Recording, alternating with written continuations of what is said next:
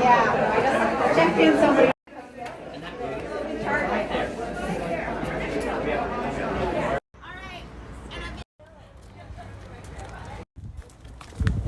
I know that when there was a few years ago, you actually visited like every legislator's office twice. Is that correct? At least once. Most of them got twice, yeah. Did you wear out your shoes? No, but I felt like I probably should have. What year was that? That was in 2017. That was with the bathroom bill going on. Ah, yes. Yes. Does it feel to you like every legislative session there's like they change the topics, but the basic theme is anti-LGBT? It's the same thing, except this year I have a lot of hope. We have filed as many positive LGBT bills as we have negative bills. So That's the first time I've been able to go in and say, there's a bunch of positive ones I'd like you to vote for, instead of a bunch of please don't kill me.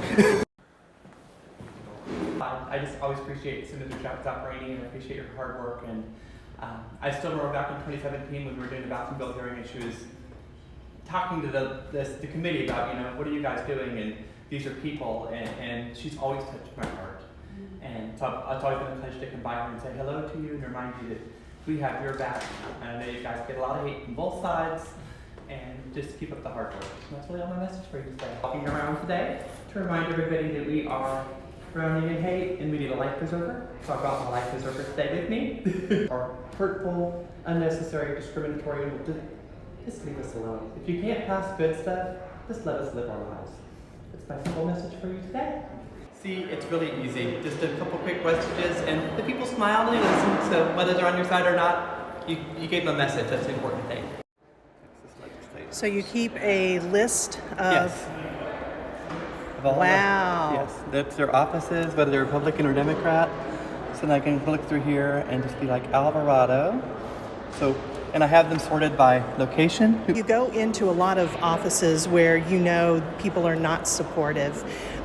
Do you ever wonder about what they are saying after you leave their office? I do sometimes wonder. I think that they probably smile, though. I think the fact that I kind of come in with kind of a little pitch, and I reassure them that, hey, we don't necessarily have to agree. And that's okay, because they have to hear it from both sides, and they have to choose what they think is the right opinion at the end. So hopefully that little visit helps make a difference, and they'll talk to the legislators and say, hey, somebody was brave enough to walk in here in a unicorn inner tube today and talk about transgender rights.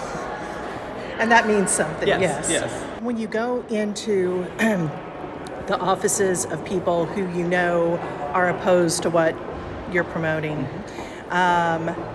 what's the emotional cost of that, of doing this over and over and over again? The thing I tell myself that I learned from several years ago is that all the staffers don't necessarily agree with who they're staffing for. It's a job for them. So I walk in with the mindset that maybe that staffer is progressive, and maybe they'll listen to me. I've really not had very many negative experiences. I've had a few of them are dismissive and don't want to talk to you. But I just figured they're seeing a face, whether they're for me or against me, they have to tell the legislator, hey, we had a visit. And they can tell them, hey, that person in this outfit, come visit today. Right. And I think it's important. I actually feel empowered. I actually feel stronger walking into the ones who are against me than for me, because the for me, I'm walking in saying, hey, I got your back. The ones that are against me, it's like, I want to change your mind. Right. So I think it's actually more powerful. I remember when you were doing this years ago that your motivation was, you said, there are some people that I may be the very first trans person they've ever met. Right. And is that still what kind of is Yeah. motivating you? Yeah, and I know one of the offices I was in last week, one of the staffers came running out to me. He said, I have to tell you, thank you for being here. He said, I'm non-binary, but I'm not out to any of the other staffers, and you being here makes such a difference, and thank you for that. And it's like, those are the moments that make me say, this is why I'm doing it. I'm giving them visibility and giving them a space where they feel safe. Right. I think if I can be this vulnerable to walk around like this, then it gives them space to be, I can be vulnerable also, and I think it's really kind of cool. I'm here today with the Texas Unitarian Universalist Justice Ministry. I brought my minister, Joanna, and she'll show you that beautiful... Yeah, you'll see a lot of people wearing these shirts today. So they're here to remind people that religious people can also have progressive values. And this year we've got a lot of bad legislation again, both for transgender people. I'm a transgender Texan. I'm a proud transgender Texan. I'm not going to be legislated out of existence. I'm not here to fight like I am every year.